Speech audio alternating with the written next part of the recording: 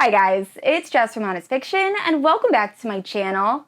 In today's video, I'm going to be recommending fantasy romance and romantasy books that feature one of my favorite dark romance tropes, Captor, Captive.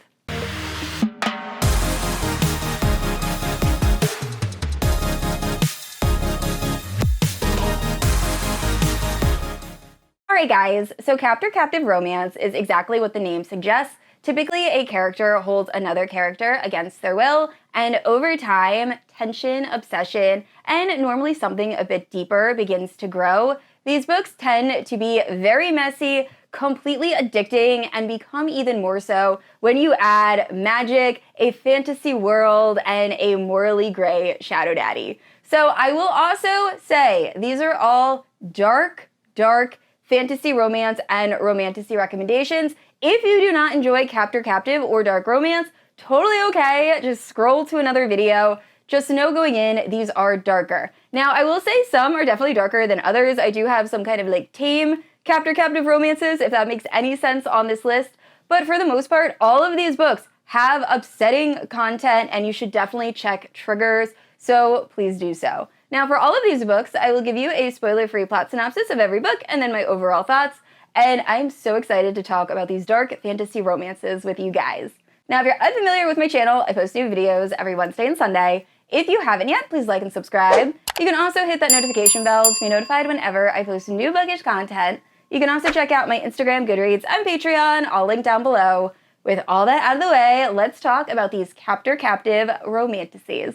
Alright guys, so I didn't originally plan it this way, but I think we're going to start with the least dark books and kind of work our way up to straight unhinged. So first up we have A Heart of Blood and Ashes by Milla Vane. I love this book and I feel like it is so slept on. It has disability rep, Captor, Captive, and also kind of marriage of convenience, but this has one of my favorite heroines of all time. She doesn't let anything hold her back, and I love this book. It's also definitely the least dark of all of these. So in the story, we are following a barbarian warrior who wants to get revenge after his parents are murdered in this like political betrayal.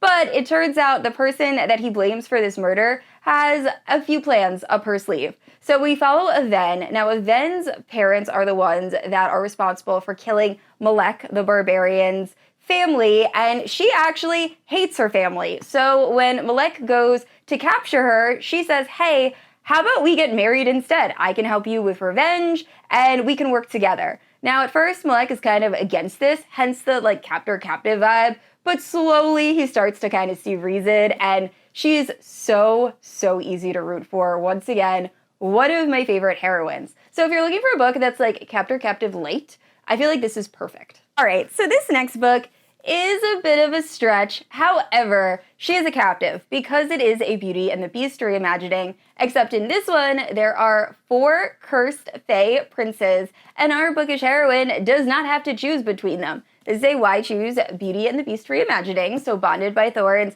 I feel like I've talked about this book a lot on my channel, so I will keep this also very brief, but this is essentially following, I believe her name is Rosalia in this, and she is this girl that is kind of not taken too seriously by society because her father believes that the Fae stole her mother and is obsessed with the Fae. So everyone thinks her father is a little bit crazy, and one day her father ends up going missing. So while Rosalia is searching for him, she ends up in the realm of the Fae, and she's like, oh my gosh, my father was telling the truth this whole time. So she finds her father locked in a dungeon, and he is being held by these 4 fae princes, and they tell her that she can exchange her life for her father's, but she is going to need to help them break the curse that has been placed upon them. They are all going to have to find their one true mate. And I really loved this first book. I actually started the second book. The second book is long. It is very long, and apparently the series is supposed to be like 6 or 7 books.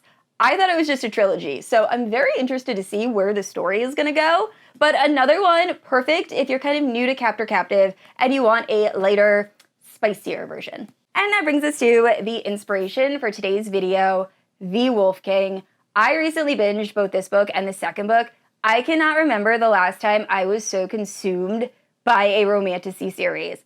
I love this so much. It's essentially A Court of Thorns and Roses, but instead of fae, we have shifters or werewolves, and it's set in the Outlander world. There is a love triangle in this that is unlike no other. I love this series so much. Get ready to be really sick of me talking about this series. So anyway, if you're unfamiliar, the story is following Aurora. And the night before her arranged marriage, she ends up saving this werewolf in these underground fighting pits, which attracts the attention of an alpha werewolf. Well, this alpha werewolf ends up breaking out of the dungeon he is being held in and kidnaps Aurora and takes her to the Northlands. Now, a war begins to brew between the humans and the wolves, and Aurora is caught in the middle. And oh my gosh, the second book in this series, I can't stop thinking about it. Literally every day since I finished this book, I have thought about it. Now, I will say the writing isn't amazing. I highly recommend the audiobook. The characters have like a Celtic accent, and I feel like the audiobook narrators really brought the characters to life. But I am so impatiently waiting for book 3 to drop. I believe it's the final book in this series. Oh my gosh, I need that book immediately. All right, guys, so moving forward, the rest of the books on this list are dark romantasy. They all feature some sort of upsetting content, and I highly recommend checking the triggers before you proceed with any of these books. You have been warned. All right, so first up we have Firebird by Juliette Cross. This is a Roman-inspired captor-captive fantasy romance. In the story, we are following Julian, who is a fierce warrior, the son of an evil emperor, and he also happens to be able to transform into a dragon. Well, one day when he is on the battlefield, he sees Milla, a dancer that he once loved from afar, in danger, and he realizes he will do anything to save her, including changing into a dragon and making her his. So what follows is a captor-captive romance, and I ended up enjoying this book. I know there is a lot of controversy surrounding it. I have already given my thoughts on it. I think triggers should always be included in books, no matter what. Now, I will say, as far as the captor-captive dynamic, the love interest in this, while being the son of an evil emperor, was very sweet, is the nicest way I can put it. He really was kind of like the golden retriever character. All of the other characters in this book were pretty deplorable, but the person that it seems like a lot of people disliked, I feel like he didn't do very much other than try to save people by making them his own in this kind of world. So once again, super dark. I am very curious to see where this series goes. I believe because of the way this book ends, we're going to be following another character in the next book, so it might be like completely different. And I will say the cover of the next book is stunning. So anyway, captor-captive romance, and definitely check the trigger warnings.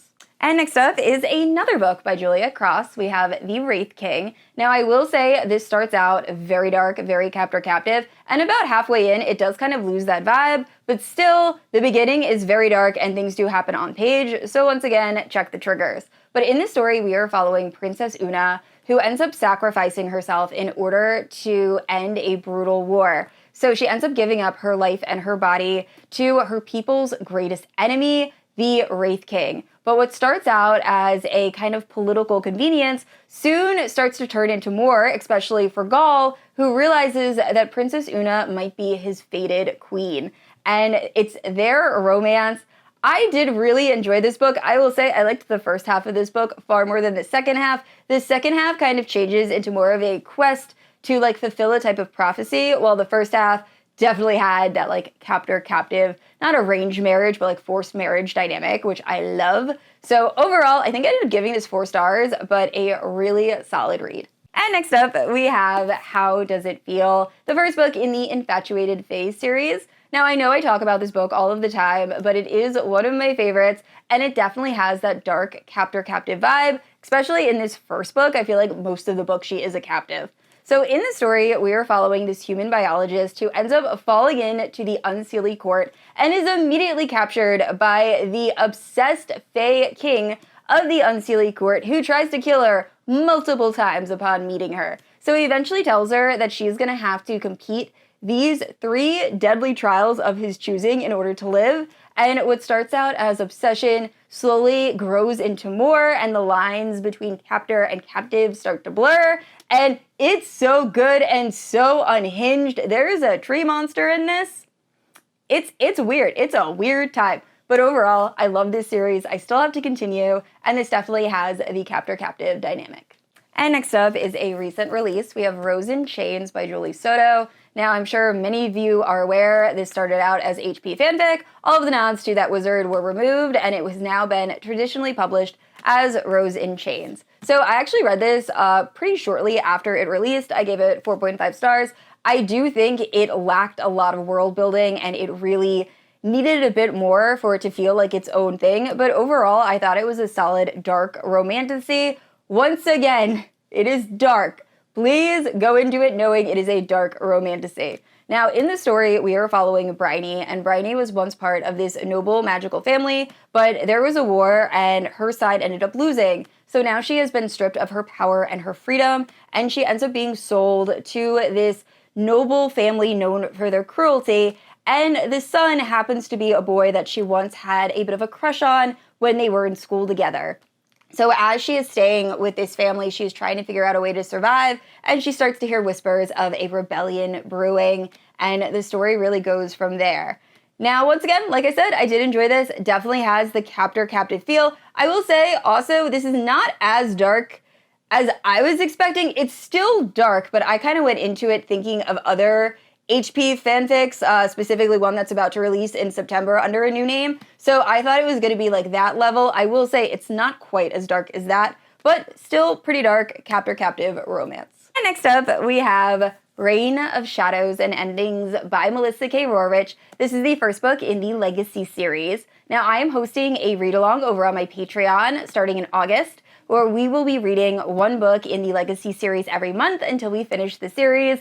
I am so excited. I love this series so much, but it definitely has that like captor-captive feel without actually being technically captor-captive.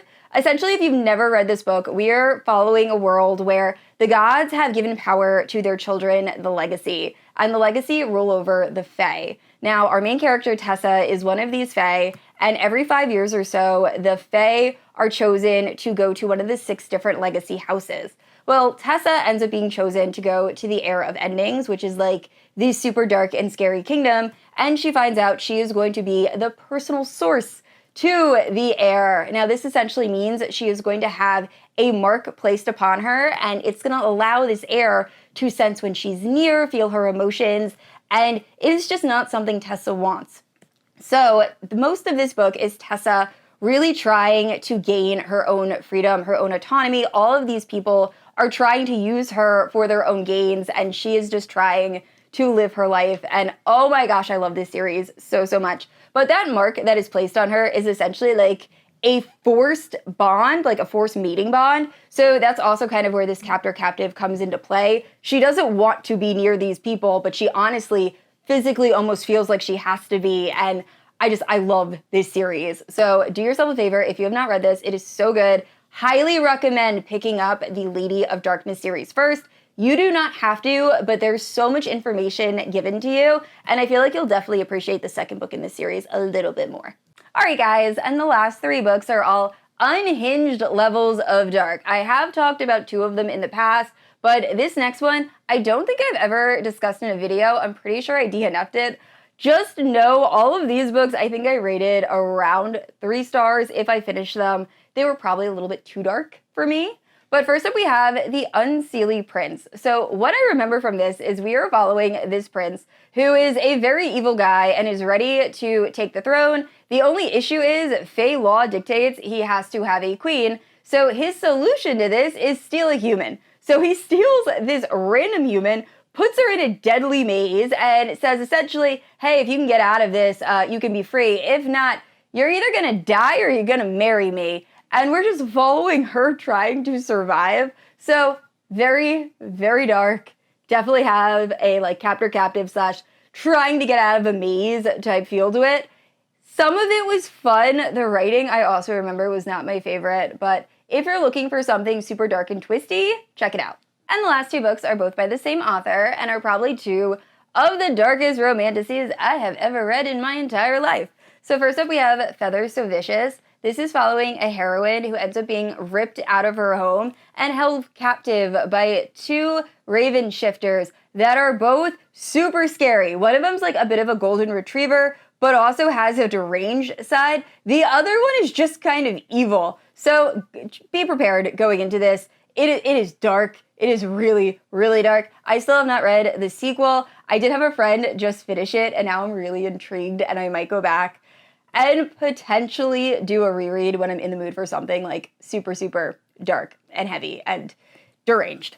And then the other one is King of Flesh and Blood. This is also dark, but kind of in a more, no, I'm not going to say that. It's not as heavy dark. It's dark, but like everything is so out there that it doesn't feel as like, oh gosh, what am I reading? So in King of Flesh and Bone, we are following this girl that lives in a world where the dead don't actually like die, they reanimate. So you have to put things on graves in order to keep the bodies down. So while she's doing that one day, she gets stuck to a zombie donkey that ends up pulling her into the land of King of Flesh and Bone. So since she is a human, she starts to decay and die right away. But the King of Flesh and Bone is like, hold up, I'm gonna make you my plaything. He saves her, but then holds her captive and essentially makes her his like plaything, and it's messed up. But also, he breaks her legs multiple times. Yes, I will say that in every video where I bring this book up, because I've never read anything like it. Every time this girl tries to escape, he breaks her legs, and he never apologizes.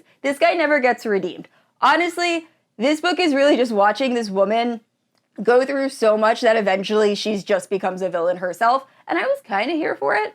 But overall, both of these books are unbelievably dark captor captive romances. Hey guys, those are all of my dark fantasy romance recommendations. Please let me know down in the comments below if there is another dark romantasy that features the captor captive trope that I did not include. I love getting recs from you guys. And I'd like to say a special thank you to my paladin protectors, Amanda, Christy, Kat, Lada, Leslie, Nerdy, and the Sarah Andrea family. Thank you guys so much for supporting my channel. And I said this already, I post new videos every Wednesday and Sunday. And if you haven't yet, please like and subscribe. I will see you all next week. Bye.